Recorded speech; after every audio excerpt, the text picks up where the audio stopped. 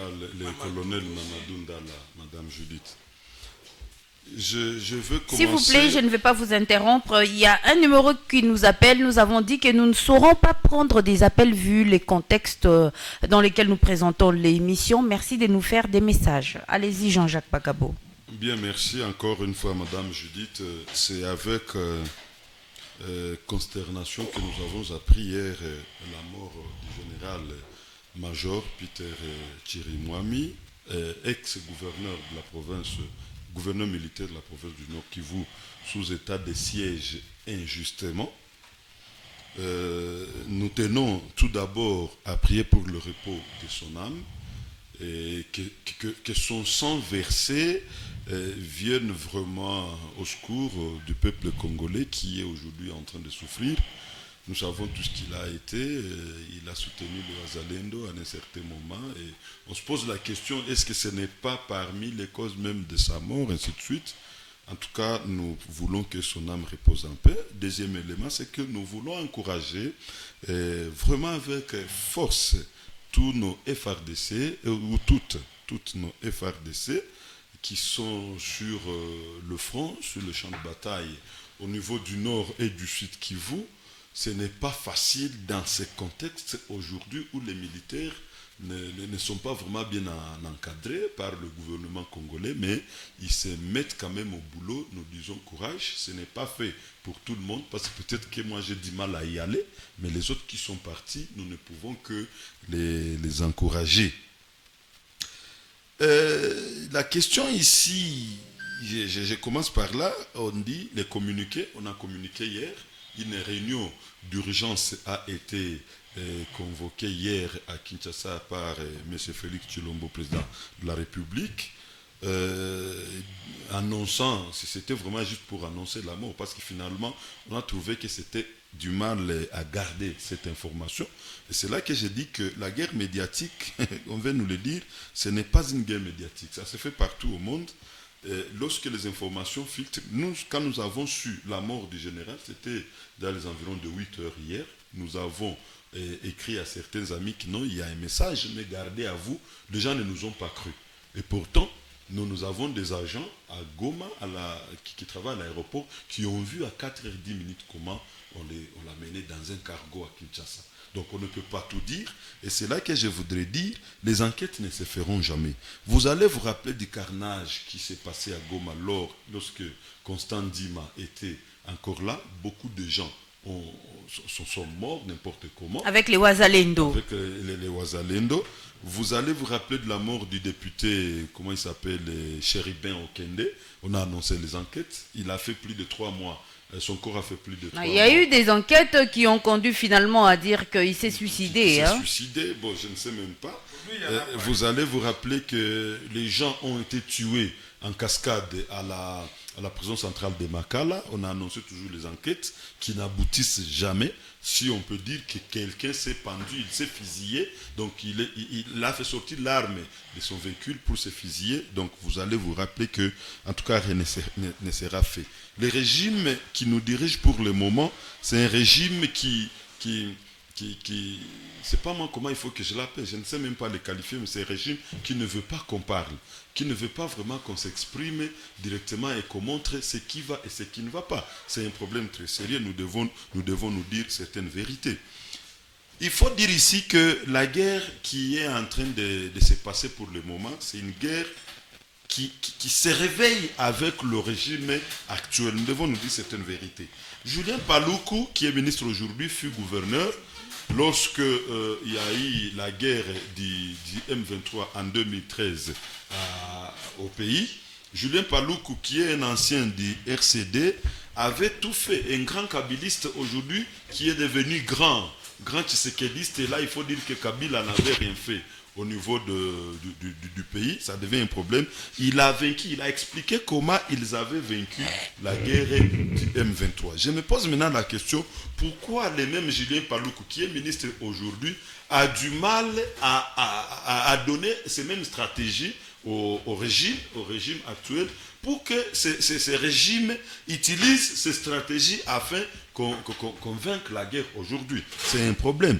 Mais nous allons retenir une chose. La guerre et donc a une allure qu'on ne sait pas expliquer pour le moment, parce qu'aussi les autorités ne veulent pas se pencher à cette situation. Vous allez vous imaginer, on est en train de conquérir les villages au niveau de Minova, les villages au niveau des Sacs, mais le président de la République est en train d'aller suivre les matchs de Paris Saint-Germain avec un dossard visite Rwanda, et nous déplorons que le Rwanda est en train de nous suivre, mais le président il quitte Bonema, il va supporter une telle équipe, il va suivre le match. Comment vous voulez que cette guerre finisse et pourtant le président n'y met pas toute sa tête? Le président de la République est en voyage, il participe à des anniversaires, mais de l'entretemps, il y a la guerre.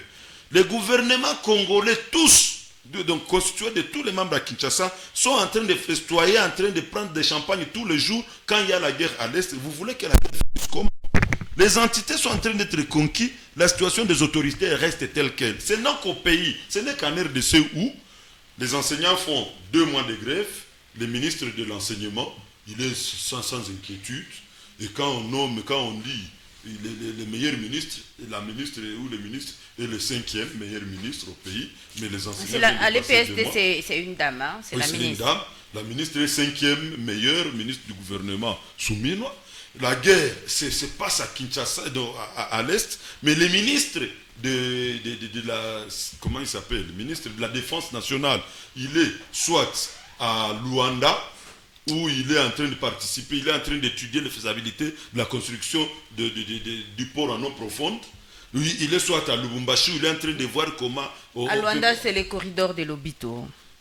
Non, le port en eau profonde des bananas. À Mwanda, ce que je voulais dire. Il est soit à Lubumbashi en train de voir comment on produit les câbles tels qu'on nous l'a dit ici, le ministre de la Défense nationale. Mais vous voulez finalement que la guerre prenne fin comment? Et donc, il y a des questions ici que nous devons nous dire. Nous, quand nous essayons un peu de parler de ceci, on ne va pas parler vraiment des questions profondes, d'une manière profonde pour nous éviter de nous tirer des ennuis. Mais nous allons dire ici que cette question, tellement qu'elle est très complexe, nous allons juste appeler le peuple congolais lambda à l'unité. À l'unité parce que finalement, nous trouvons qu'il n'y a personne... Et donc, Monseigneur Maroy a raison. En effet, je voudrais un peu revenir sur ça. Vous savez, parmi les stratégies, lorsque vous dites vous êtes agressé, les gens là sont en train de conquérir des territoires. Lorsqu'ils vous viennent, si vous essayez de vous opposer, vous mourrez. Lorsqu'ils ont déjà conquis un endroit, vous vous opposez, vous mourrez. Si vous courez, si vous quittez le milieu, l'ennemi ne sait pas rester là où il n'y a pas de gens. Il vous suit là où vous êtes allé. Il veut toujours aller s'implanter parmi le peuple pour qu'il ait de la force. Lorsque, par exemple, on va à Calais et que vous fuyez, vous allez à Katana, ils viennent à Katana parce que c'est là qu'il y a l'avantage et surtout qu'ils ont beaucoup de taxes. Je voudrais ici encourager la société civile. J'ai écrit qu'ils organisent, on organise des marches, mais on se pose la question, ces messages-là que nous transmettons, lorsque nous faisons la marche, on chute avec un message, ces messages vont où? Ces messages vont où? Est-ce que les autorités ont le temps de lire? Ils disent qu'ils vont transmettre à qui des droits? À qui des droits? À qui des droits, c'est qui? Et quelle réaction? Il n'y a qu'au Congo, je vous ai dit, où la situation change brusquement, mais le ministre, par exemple, le sectoriel, l'autorité, ne bouge pas. On devrait déjà avoir aujourd'hui la démission du ministre de la Défense nationale. On devrait déjà avoir la démission du ministre de l'EPST. Ces gens-là, et tous les gouvernements aujourd'hui, les gens sont limités à détourner de l'argent. Elie Chamounani a dit qu'il y aura remaniement. Hein? Oui, mais qu'ils disent qu'il y a remaniement ou pas, nous, on peut s'attendre à rien. Lorsque vous avez suivi des ordonnances qui ont été lues ici, d'ailleurs, c'est une seule tribu, on nomme une seule tribu au niveau du pays. La tribu des gens qui sont nommés. 30 secondes, s'il vous plaît, Jean-Jacques Bagabon. Je voudrais dire ici aussi que nos militaires ne sont pas motivés, Madame Judith. Ce qui fait que aussi la guerre persiste. Ça, nous devons nous dire certaines vérités. Moi, j'ai été avec l'OMS à Calais. Madame Maître Néné m'a fait voyager récemment. J'étais avec l'OMS. Je suis rentré le mardi de cette semaine qui s'écoule. Ce que nous avons vécu, ce que nous avons vu, c'est du n'importe quoi.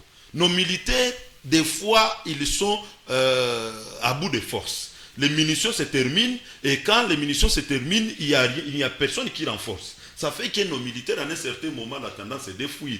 J'ai vu des militaires qui ont été décapités, des militaires qui ont perdu des bras, qui ont perdu des jambes.